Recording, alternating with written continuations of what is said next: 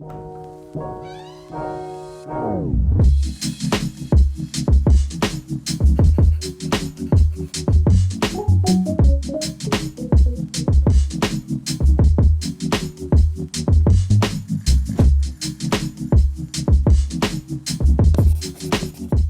guys, welcome back to my channel, or welcome if you are new. I want to give you an update on where we are with our renovation. I have definitely been better mentally than I am right now, but I want to explain where we are in the process. So before we can do anything, we need someone to install a subfloor for us here and also upstairs where there's an opening and everywhere else on top of the really thin flooring. And that is something that I do not want to do myself because I just know my limits. So getting a contractor to do this has actually been extremely difficult. We had someone, but he ghosted us. I guess he was just too busy. So now we are on our second contractor trying to get a quote and trying to get them in here to help us because we can't really do anything in any of the rooms until we have a subfloor. So if you don't remember the flooring situation upstairs, basically this is just wood paneling that you can see down below, and I don't want that because you can see through it. It's really thin.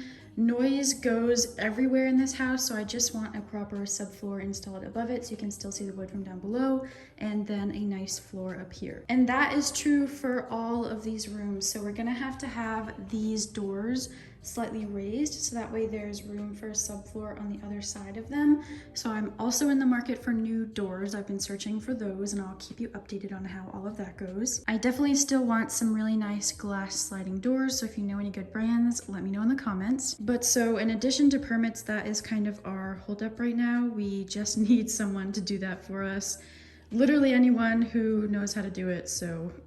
So basically, I have a headache right now because I'm waiting for that, and I'm also waiting for my permits so I can start moving everything around and doing some really intense architectural work. But I am unfortunately working with other people's schedules and not my own, which I'm not very good at. So I figured it would be a very good idea to go thrifting today because I don't need a permit to buy furniture. So I'm gonna show you guys my favorite thrift store of all time in New Hampshire. It's called Deja Vu.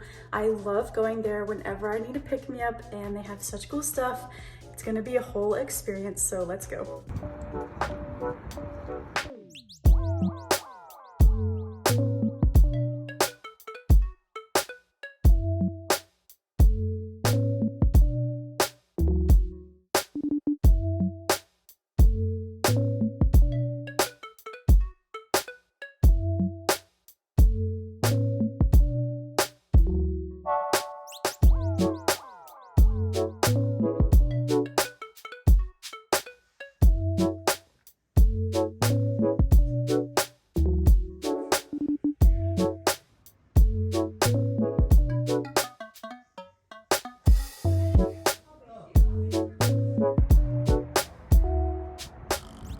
So this is what I got at Deja Vu. You guys know that I come from a commercial design background, so this is like the ideal piece for me. I love it. It's made for office buildings. I believe it's originally around $8,000, but I got it for $1,000, which, I mean, not ideal, but we could not build this on our own with the rounded edges and everything. I want to build it in downstairs in that dance room area that I showed you guys previously, if you remember that little drawing.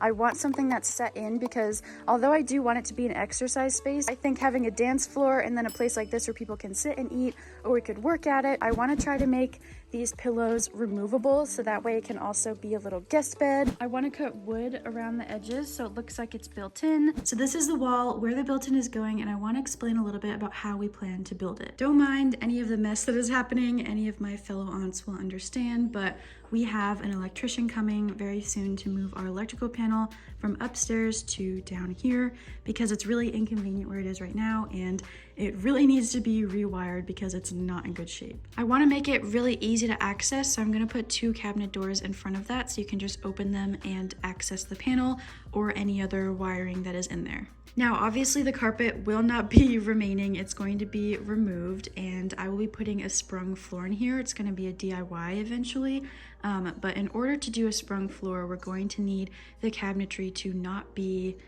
very low to the ground. So I'm going to put a base of 2x4s on the ground that we will build everything on top of. So it's going to be tall cabinet and then built-in bench and then tall cabinet and then the extra wide electrical cabinet. That's probably going to be 2 doors, and then there will be upper cabinets above the built-in bench. I am ordering the cabinets right now as we speak. It's going to be the same ones that I get for my kitchen. I have this sample that I am in love with. Jury is out on how long it will take them to get here, but I am going as fast as I can. So once it's all here and I've already upholstered everything, I'm going to set everything, cabinets and bench, on top of the grid on the bottom, and then we're going to just build it all in place with 2x4s. It will be a very sturdy structure and it will all be supported wherever is necessary. Once we get it all built in place, then we're going to grab some wood and cut it to go around all of the cabinets, and it's going to be something that matches the cabinet panels and that we finish to be nearly the same, and we're going to cut it with a jigsaw to be rounded like the edge, and it will be amazing. I'm going to make the edge fall right in front of the black metal so you won't see it, and I'm going to pull it forward a little bit with the 2x4s that I attach it to, so that way I can add an LED strip that faces inwards, all inside that little opening between the wood and the built-in bench, and I think it's going to be so much fun. I hope this demystifies it a little bit. I know it sounds a little bit complicated, but I will show you guys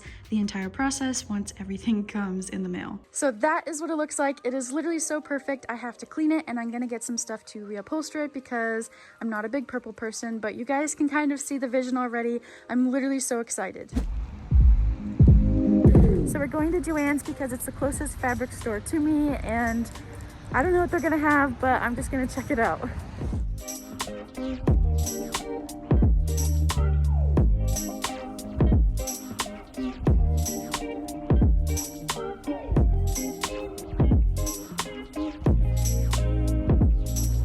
We got fabric!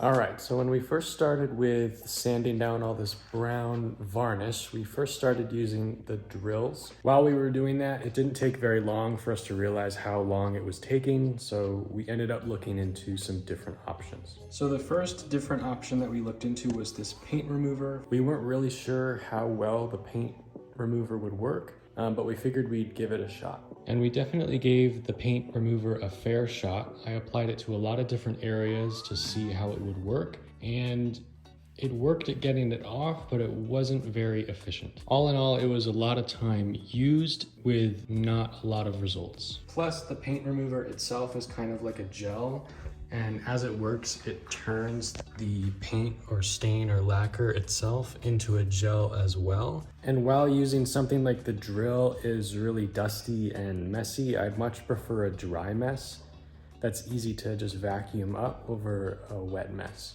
The next option that we tried was this heat gun, and it literally did nothing. I held it against the paint or lacquer just like that on high for like 2 minutes. I saw some moisture bubbles, but really nothing happened, and it was just not gonna work at all. So that eventually brought us to this guy, an angle grinder, which we were gonna have to get anyway because of all the tile work that we're gonna be doing. But it comes with an attachment that's similar to the drill, just a lot more intense, I guess you could say. And this thing, as you can probably tell by it being covered in dust, works really well. Pretty much as soon as the disc touches the wood, the coating is removed. And the drill does a similar thing, but just because of the angle of the drill and how you're holding it, it takes a lot more manpower to control it and hold it against to get a similar result. So the angle grinder is a lot more ergonomic and efficient. So I was able to get all these pretty sizable areas done in a pretty short amount of time using the angle grinder. And as you can see, these little areas where it's messy or dirty looking, that's where I tried the paint remover. And for all the corners and stuff that we can't really reach with that big disc, we're gonna take the multi-tool and use the triangle sanding attachment and get all the corners. One thing that we did find that the paint remover is gonna work really well for is getting in all the little hard to reach areas with this window trim. These corners and stuff and these little rounded parts is going to be pretty much impossible to get with a disc like that. So that's where we are with sanding down all this lacquer at the moment. It's going to be a process no matter which way we choose to do it. but I think we found a method that's pretty much as quick as it's gonna be. So it's looking good and we're excited to see how it looks when it's all done.